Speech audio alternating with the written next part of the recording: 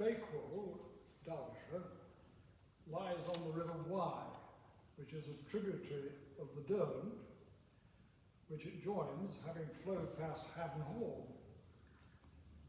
The Palace of the Peak, Chatsworth House, is within easy distance, and Monsell and Lathkill Dales, both picturesque walking. Since at least the 18th century, Bakewell has been a popular base for exploring the Peak District, and of course eating Bakewell tart, or pudding as it's known locally. From the slender history of its congregational church arise two interesting propositions for us. The first is, how much might we learn from the church registers of dissenters lodged with the Registrar General in 1837 and now in the National Archive? And the second is the issue of how ministers might be disciplined under a congregational polity. In the summer of 1837, the dissenting community achieved one of its goals in its campaign for equity with the Church of England.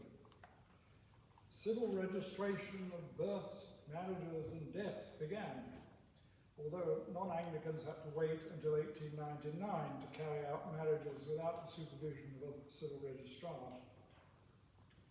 As part of the change, the Registrar General called in the baptismal and burial registers of dissenters. There were forms to fill in, giving details of the history of the congregations and the status of the person making the return. And the registers, once received, were inspected and either certified for acceptance or rejected. And although some of the newer registers made use of pro forma entries, many of them, like their Anglican equivalents, were notes of baptisms often carried out in homes and subsequently entered. Burials were less haphazard, of course, though even these lost some of their accuracy when they were turned into fair copies. As James Gawthorne of Brookside Chapel, Derby, observed in a public lecture in 1832 on the grievances of dissenters, the obtaining a correct and universal register of births, marriages and deaths to which all persons might readily refer is an object of national importance. This is one of the objects which dissenters are now endeavouring to secure. This was in the lead-up to the legislation on general registration, when the inadequacy of many parish registers of legal documents was highlighted, though dissenting registers were an equally mixed bunch of efficient recording and informal notes. Moreover, some congregations recorded baptisms in a church book, which also included a membership register and important resolutions of the church. In 1837, James Gawthorne observed to the commissioners on submitting the baptismal register from Derby, "It will be observed that some leaves have been taken out of the end of the book. They contain memoranda unfit for public exhibition." He's probably referring to the disciplining of church members.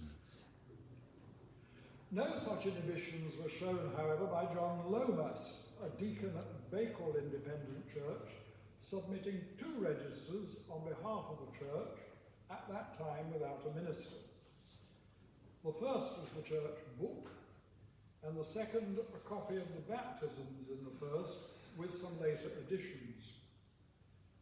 Answering the pro forma questions which accompanied the registers, Lomas declared that there had been independent congregations in Bakewell at an earlier date, but that the present church dated from 1799. In the past, Bakewell was a very large parish, stretching across the Peak District for many miles from the town, and served by outlying chapelries. In the 17th century, there were reputed to be several hundred nonconformists in the area. In the past, I noted a register from 1760, but this seems to be an error, possibly on my part, but on somebody's. What one might term the usual suspects are involved in the emergence of the independent cause in Bakewell, according to the account in the Congregational Magazine for 1823. A local woman, Miss Norton of Birchills, heard evangelical preachers, quotes, in Derby, sponsored by Thomas Wilson. There was, of course, a joint effort by Wilson and the Countess of Huntingdon to gather congregations in South Derbyshire from the 1770s onwards. Miss Norton was moved into action in 1788 and secured a building, possibly a barn, for a meeting. Jonathan Scott, active in Derbyshire and Staffordshire, and supported at Matlock Bath by Lady Glenorchy, preached from time to time in Bakewell and helped secure others to do so. Joseph Wall, chaplain to Thomas Bateman in nearby Middleton by Ulgrave, claimed to be the founder of the Bakewell congregation. He may have played a part in 1799. A chapel building was opened in 1804 and enlarged a few years later. James Bowden of Sheffield took part in the opening with Scott and then took services there. The church book, so happily preserved by the Registrar General, begins as follows. Declarations and resolutions of the Church of Christ in Bakewell, Derbyshire, who solemnly give themselves to each other in the fellowship of the gospel, February the 27th, 1799. We consider ourselves as acting in the presence of God the Saviour, who searches the heart, and at whose awful tribunal we shall hereafter appear. We acknowledge no other master but him in the concerns of conscience and religion, and in our present engagement desire to make his written word the rule of all our proceedings. There follows a statement of faith on conventional lines for the time, and rules for the conduct of members. Of these, the third is relevant to what followed in 1812.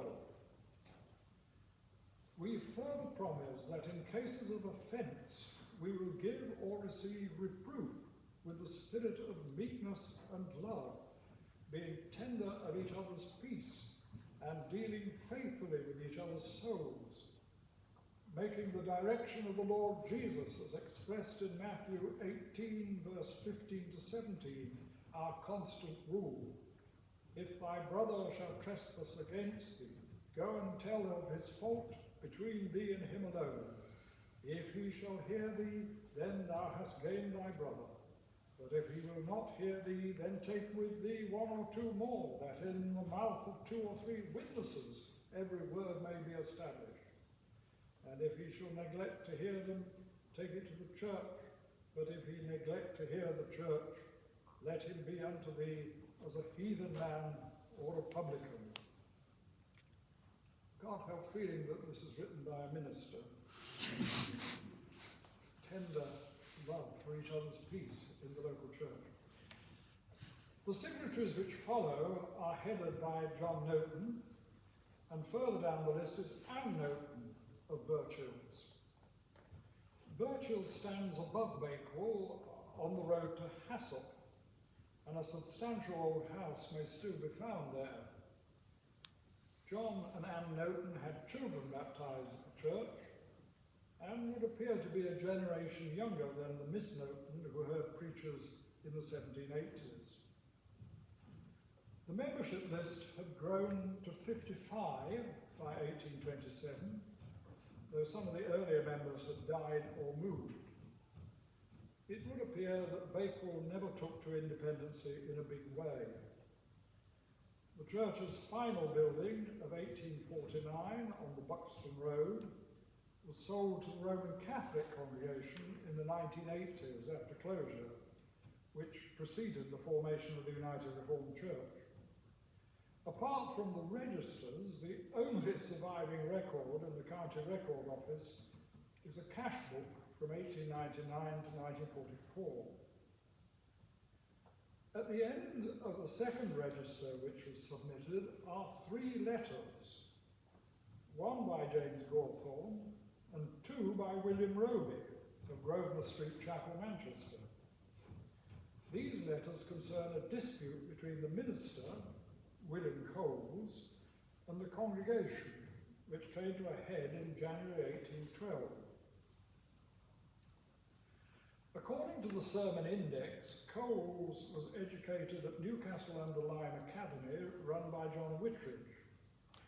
This was an institution associated with Jonathan Scott.